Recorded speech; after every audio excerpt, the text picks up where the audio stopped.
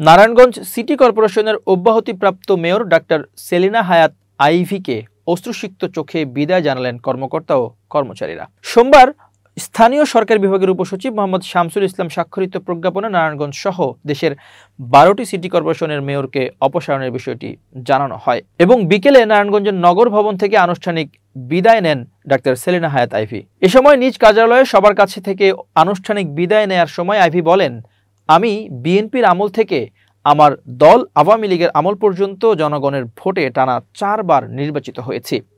তাই দল মত নির্বিশেষে সবার জন্য আমি কাজ করেছি। আইভী আরও বলেন, আল্লাহ উত্তম পরিকল্পনাকারী, তিনি যেটা ভালো মনে করেছেন সেটাই করেছেন। হয়তো এর পেছনে সবার মঙ্গল এবং ভালো কোনো পরিকল্পনা রয়েছে। এর কারণে আমি হাসি মুখে বিদায় নিতে পেরেছি, যেহেতু দেশের একটি বিশেষ পরিস্থিতিতে একটি বিশেষ সিদ্ধান্ত নেওয়া হয়েছে। তাই সেই সিদ্ধান্তের প্রতি সম্মান রেখে আমি সবার কাছ থেকে বিদায় নিয়েছি।